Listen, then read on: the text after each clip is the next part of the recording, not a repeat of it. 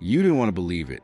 You hoped it was just soreness, a precautionary rest, a tweak here, a strain there, nothing major, because that's what they told us. Day to day. Should be back soon. Just being careful. But now, the mask is off, and what we're seeing behind the curtain is way more serious than anyone expected. Because Caitlin Clark, the golden girl of the WNBA, the rookie who changed everything overnight, the million-dollar engine of the Indiana Fever, isn't just banged up. She's hurt, really hurt, and the people who were supposed to protect her may have let her down. Let's rewind. Clark came into the league carrying more weight than any first-year player in recent memory. Not just the expectations of a team, but of an entire league. The eyes of the world were watching her. Every shot, every dribble, every post-game handshake was dissected. But what fans didn't see, what the cameras weren't showing, was the toll it was taking on her body. If you're here for the real story and not the filtered version, subscribe. And if you're sticking around for the next meltdown, you better definitely subscribe. First, it was a groin strain, then a quad strain, then a second groin strain, this time on the opposite side. That's 3 separate lower body injuries, all within weeks of each other. And yet, somehow, she kept playing, suiting up, taking contact, chasing defenders, diving for loose balls, carrying not just a ball, but the entire brand of the WNBA. But behind closed doors, the story was different. Doctors close to the situation have revealed that Caitlin's injuries are far more serious than the Indiana Fever have been letting on. That this wasn't just a day-to-day situation. This was a slow-burn injury crisis, one that was mismanaged at every turn. Let's be clear, this isn't about Clark being fragile. This is about a system that failed to slow down when her body started screaming for help. Soft tissue injuries are no joke. Groin strains, quad issues, they don't just heal overnight. They take time. And when you push through them or return before they've healed properly, you're not just risking more pain. You're putting everything at risk because one injury leads to another. That's called a compensation chain. Your left groin's weak, your right leg takes the load. That right groin starts to flare up, your quad tightens to adjust. Before you know it, your whole lower body is one misstep away from something tearing. And that's exactly the spiral Caitlin Clark has been caught in. Sources say her mechanics have been thrown off. Her explosiveness has dipped. She's laboring, compensating without even realizing it. And here's the kicker. Some experts now believe the root of all this may have started before the season even tipped off. Yep, the off-season. Word is, Clark's camp may have pushed for extra strength training to help her adjust to the physicality of the WNBA. Totally reasonable, right? She bulked up, hit the gym, tried to prep her body for the hits and bumps and bruises of pro-level ball. But here's the danger. Bulking too fast and throw your biomechanics out of alignment. When your muscles grow faster than your ligaments and tendons can adapt, it creates imbalances. Tiny ones at first, until they show up in big, painful ways. And now, it's all coming to the surface. The Fever medical staff labeled her injuries manageable, but doctors outside the organization, they're using completely different words. Words like compounded, persistent, chronic risk. Some are even recommending advanced therapies, stem cell injections, hyperbaric oxygen treatments, neuromuscular repatterning. These aren't your standard ice and elevate remedies. These are long-haul protocols. Because if something doesn't change soon, Clark risks doing permanent damage to her foundation. And here's the scariest part. This might have been preventable. Caitlin Clark has now reportedly taken matters into her own hands. She sought out independent medical opinions, outside the Fever, outside the WNBA. Some of them are NBA-level specialists, the kind of doctors who treat max contract superstars with million-dollar knees. She's no longer blindly trusting the team timeline because she knows what's at stake. This isn't just about the next game. It's about 10 more years of basketball. It's about her entire career, her legacy. And if that means taking time off now to avoid another breakdown later, then so be it. But let's ask a hard question. How did it get to this point? How did the most valuable rookie the league has ever seen end up in a position where injuries spiral like this? The answer, whether we like it or not, is business. Clark isn't just an athlete. She's a product, a ticket seller, a walking brand. When she's on the floor, attendance triples, TV ratings skyrocket, sponsorship dollars roll in. The machine needs her, and that's the problem. Because in that machine, it's easy to forget that Caitlin Clark isn't a logo. She's a person, one with joints and muscles and scar tissue, one whose body is now paying the price for playing superhero every night, even as she took brutal hits, even as she limped off the floor, even as she started grabbing at that same thigh, that same groin, over and over again. It's not just physical abuse from opponents that's hurting her, it's neglect. Neglect in how her workload was managed, neglect in listening to signs, neglect in choosing revenue over rest. And now, she's the one who has to make the hard calls. Sources say Caitlin is considering a longer-term recovery plan. She wants second, even third opinions.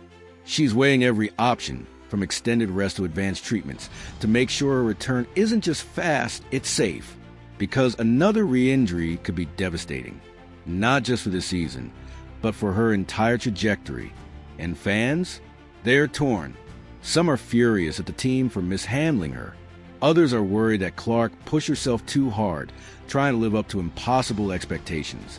Some blame the WNBA's physicality. Others say she was thrown into the fire too soon. But here's the truth. All of that is valid. The injuries are real. The pressure is real. The mishandling is real. And now, finally, the control is shifting.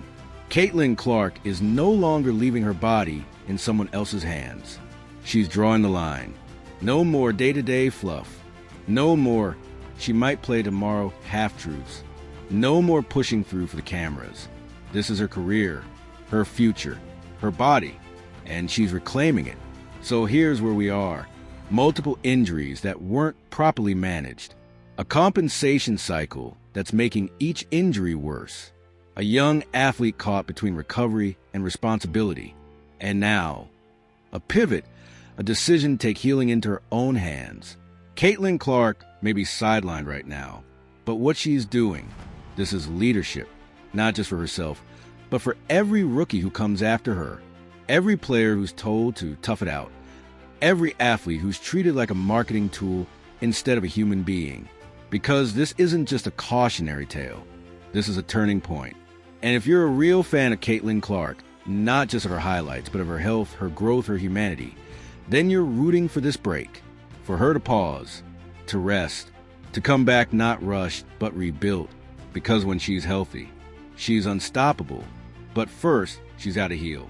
Sometimes they happen behind closed doors, with ice packs, MRIs, and one player finally saying, "Enough. My future comes first." Caitlin Clark's decision to seek outside medical help didn't just send a message to the Indiana Fever. It lit up the entire league. Because this isn't just about groin strains and rehab protocols anymore. It's about trust. It's about control. It's about how much say a player really has when their body becomes a battleground between performance and profit. And the moment Clark stepped outside the team medical system, she flipped the script. No longer just the rookie everyone's obsessed with. No longer the symbol of hope for a struggling franchise. Now, she's a player who is drawing boundaries, and it's rattling cages. Behind the scenes, there's tension. Quiet, tight-lipped, carefully managed, but you can feel it.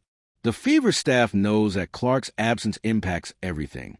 Ticket sales, ratings, game day energy. You could feel the deflation the moment she sat out. Not because her teammates aren't capable, because the public wants Caitlin. The league needs her. And yet, that exact need is what put her in this position in the first place. They needed her on the floor, so they called her day-to-day. They needed her smiling at press conferences, so they downplayed her pain. They needed her running pick and rolls, so they pushed her timeline. And Caitlin, she went along with it. At first, because she's a competitor. Because she didn't want to let her teammates down. Because she probably told herself what every injured athlete does. I'll be fine. I'll push through. I can handle it. But you can only ignore the pain for so long before the pain makes a decision for you. When her quad strain turned into a groin strain, then a second groin strain, something shifted. Not just physically, but mentally. She realized this isn't sustainable. This isn't smart. And this definitely isn't what a day-to-day injury looks like. So she made a move that veterans sometimes take years to find the guts to make. She took her health into her own hands. No more letting team doctors dictate the timeline. No more sugar-coated press updates. No more vague tightness, reports that hide the real issue. Instead, she picked up the phone. She called outside specialists. She booked appointments with doctors who didn't know their job to franchise. She asked hard questions, and she listened to real answers, ones that weren't dressed up for media comfort. And that's when the full picture started to come into focus. The tightness she'd been feeling, not just muscle fatigue, it was a signal, a warning sign. And each time she pushed through it, she was setting herself up for the next injury. Because that's what happens when you don't allow full healing. The body starts to compensate. You change your stride, your landing, your liftoff, without even realizing it. And then boom, new pain, new injury, same downward spiral. One doctor even warned, if she kept going at this pace, she'd risk a major tear. Something that could sideline her for months, not weeks. Something that could derail seasons. That's when it got real. For Clark, it was no longer just about missing a few games. It was about protecting the next 10 years of her career. Because she's not just trying to play in the WNBA. She's trying to dominate it, to build a legacy, to become more than a trending topic. And that kind of future doesn't survive reckless short-term decisions. And here's where it gets even messier.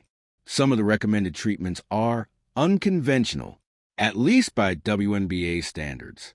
We're talking stem cell injections to regenerate the damaged tissue in her quad and groin, hyperbaric chamber therapy to accelerate soft tissue healing, blood flow restriction training to rebuild strength without putting strain on the injury site.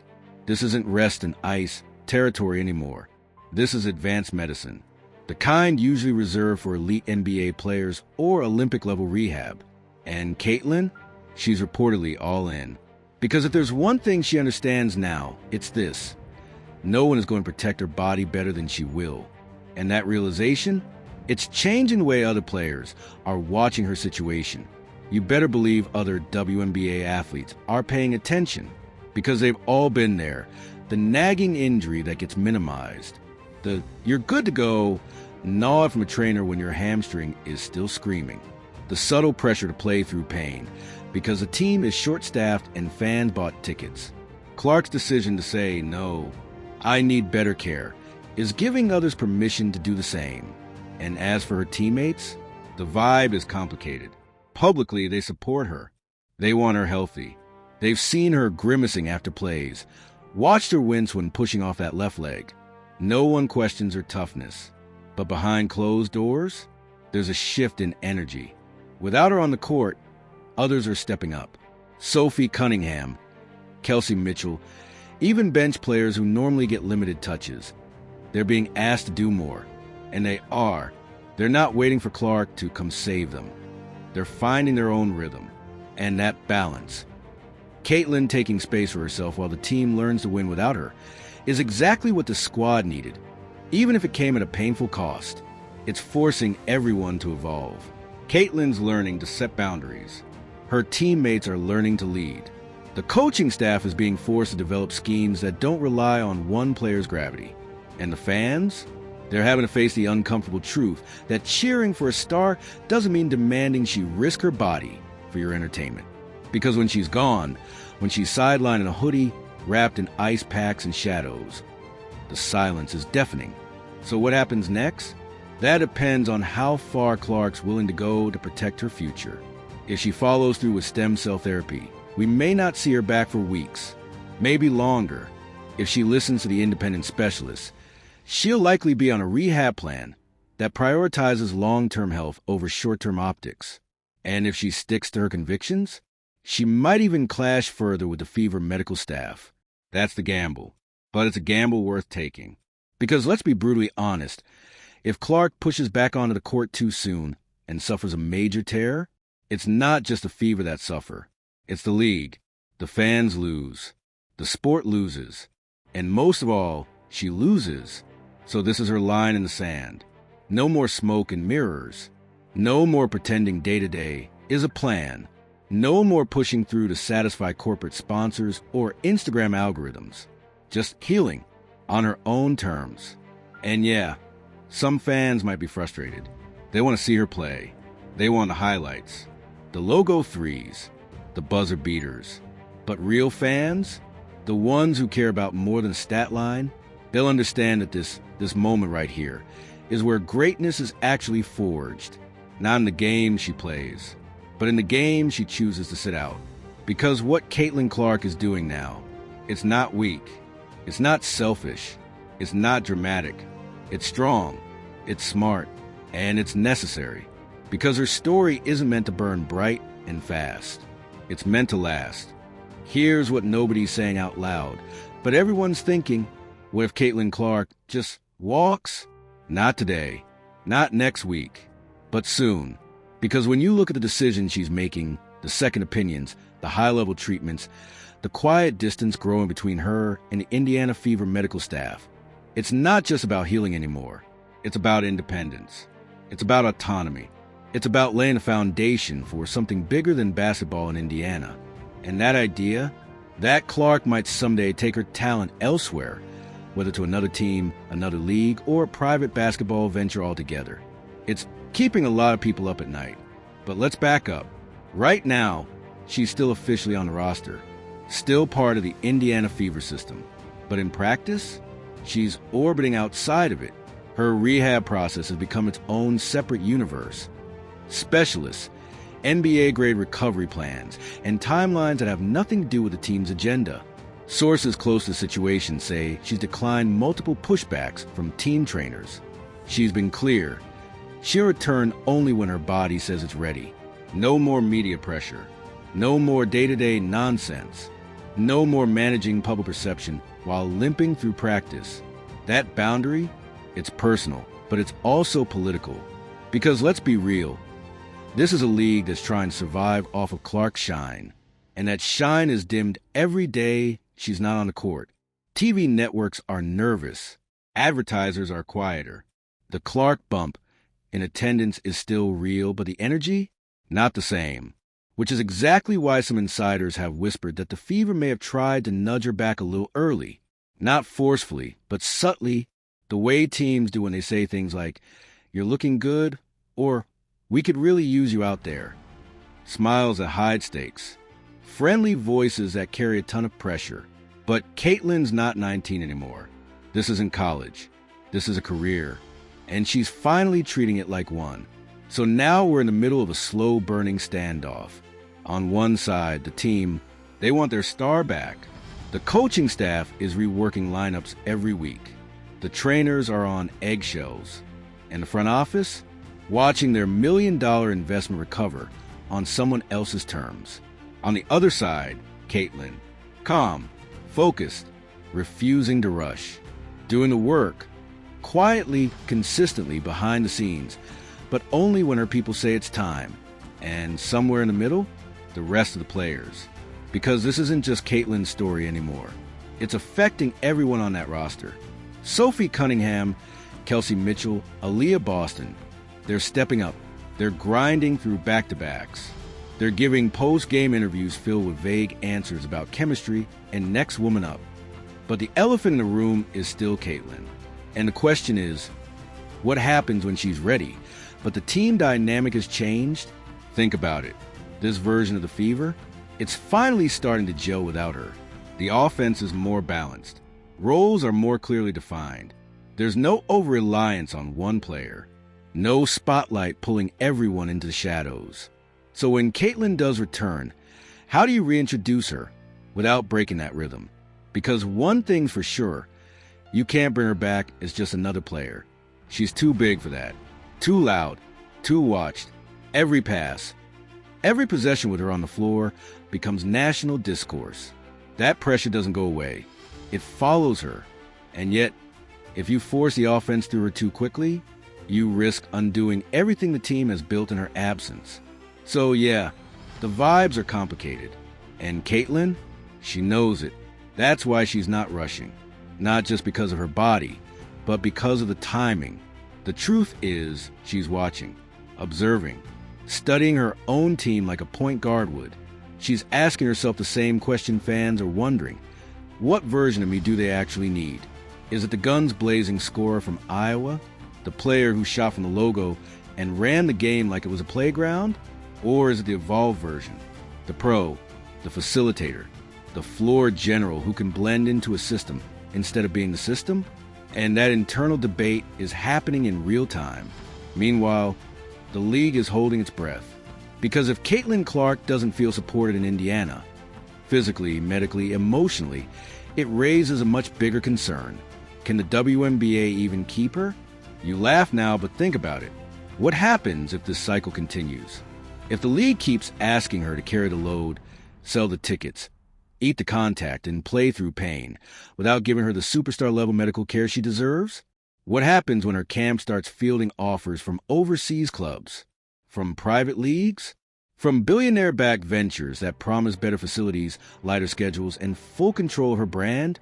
Because let's not forget, Clark isn't just a basketball player. She's a walking economy. She sells out arenas, moves merchandise, brings in more eyes than some NBA teams. If she decides to walk away from the traditional system, that's not a scandal. That's a revolution. And it all starts with these quiet moves she's making right now. Seeking better treatment, saying no to the pressure, trusting herself over the machine. It's easy to miss in the moment, but later, we'll look back and say, this is when it all started. So where does it go from here? Honestly, it depends on whether the Fever and the WNBA at large are willing to meet her where she's at. That means listening to her medical team, supporting her rehab without pushing timelines, giving her the space to heal and the resources to thrive. And maybe most importantly, letting her lead, because that's the real lesson here. Caitlin Clark isn't waiting for someone to manage her comeback. She's owning it. She's redefining what it means to be a rookie. Not someone who nods along and says, yes, coach, and yes, trainer, but someone who understands her value, her limits, her future. And in doing that, she's changing the game, not just on the court, but in how athletes protect themselves from the systems that profit off them. That's the legacy being written now, not just through points or passes or flashy threes, but through boundaries, through self-respect, through choosing healing over hype. So, if you're a Caitlin Clark fan, support this version of her. The one who sits out so she can come back stronger. The one who listens to her body instead of the headlines. The one who knows that the Real one isn't playing hurt. It's playing healthy when it actually matters. Drop your thoughts below. Do you think Clark should take the rest of the season off? Has she outgrown the Fever? And are we looking at the future of athlete empowerment in real time? And hey, don't forget to subscribe, because this isn't just sports drama. It's a movement. And if this is what Clark's doing off the court, you'd better believe the comeback will be worth the wait.